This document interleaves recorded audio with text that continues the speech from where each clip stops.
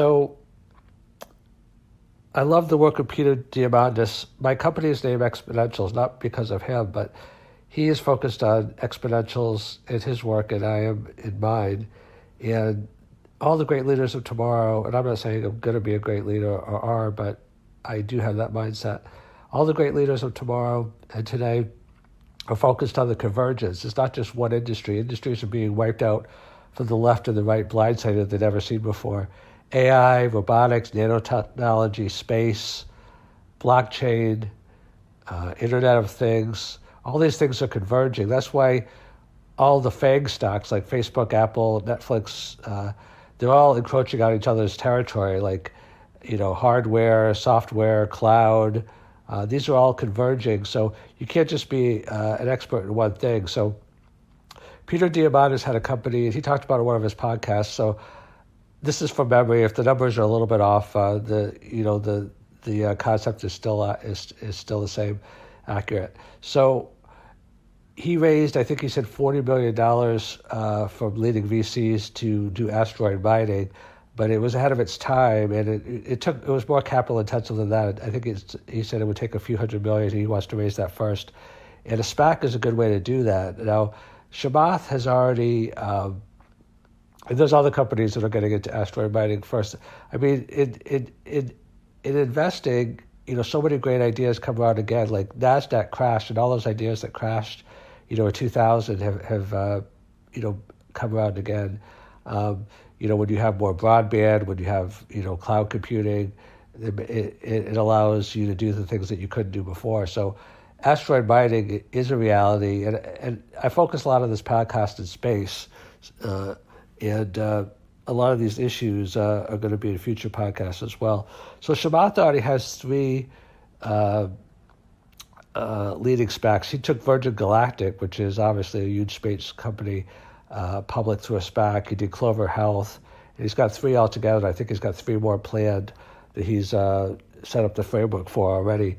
So he really should, if he wants to, team up with Peter and myself and do Planetary Resources 2.0. Let me just talk a little bit about that, both in terms of the concept and the personnel. So first, the personnel. I believe that the best in the world always find each other. Like, my motto has always been, don't skate to where the puck is, skate to where it's going, the famous Wayne Gretzky saying, because it's kind of like China. Like, China is the leader in online payments. That's because they went right past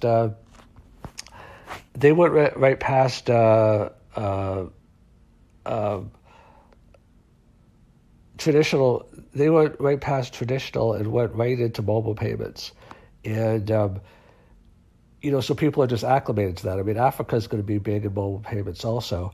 So what happens is sometimes if you're not tied to that's why my company e-commerce Exponentials is able to have a lot of advances, innovation, because we're not tied to the legacy systems of doing it, a certain way, being tied to text, being tied to push technology when you have to do advertising and loyalty programs and things like that. I mean, that's another discussion for another day. We're focused on pull technology where your customers actually come to you with no advertising and no loyalty programs, just based upon inherent interest and user controlled content and navigation and data rewards and things of that nature. But I mean, that's a side thing. In terms of the SPAC, so Chamath is an incredibly innovative guy, as is Peter. When he was at Facebook, he did quite a bit of innovation, so that's a topic to itself.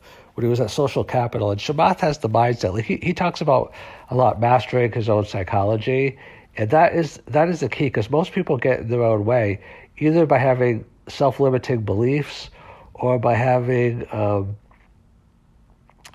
self-destructive behaviors, like they let their emotions get carried away, or they don't make rational investment decisions because of emotions or because of mindset, or they win, but they win too small. It doesn't matter if you achieve all your goals if your goals are small, because, that still hasn't amounted to much. It's like they say, if you don't know where you're going, any road will do.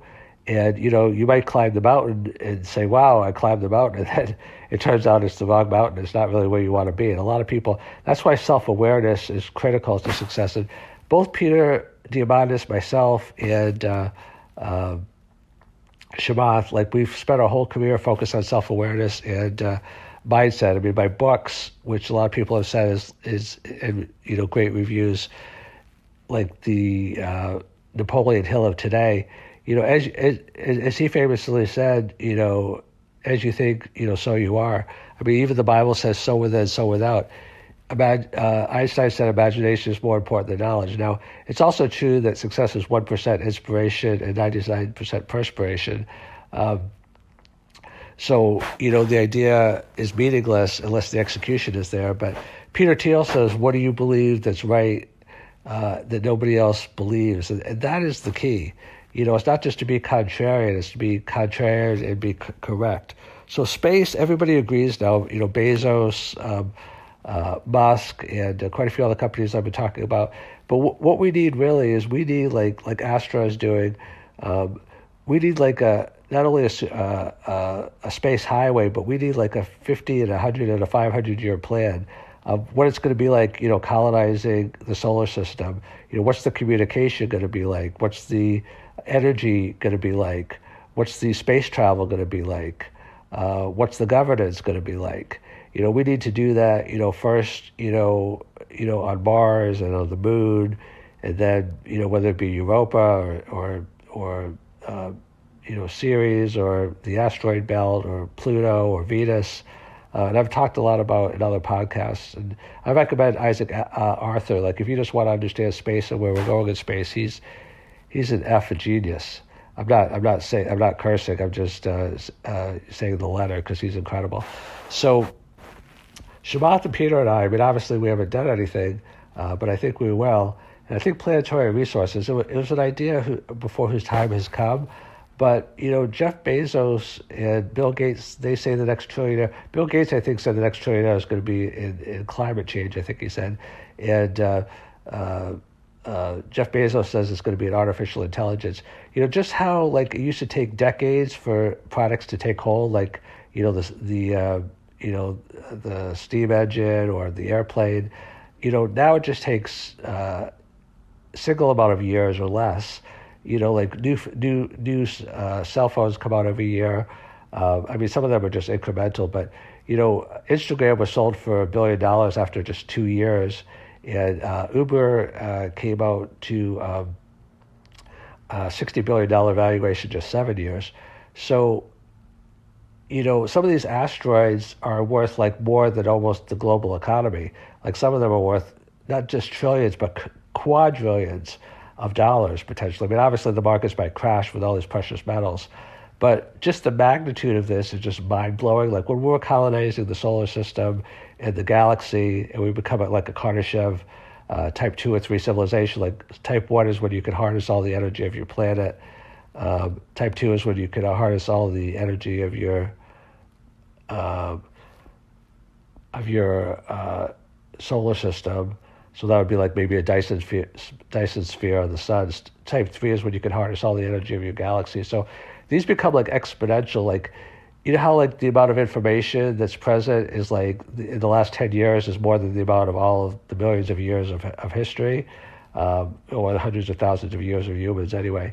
So what happens is because of accelerating returns and Ray Kurzweil, the amount of money that's going to be made in progress and colonization and just information and also context, which is important, in the next 10 years is probably as much as the previous 1,000. So when it comes to space and SPACs and Peter Diamandis and Chamath and I, that's definitely something that I'm considering.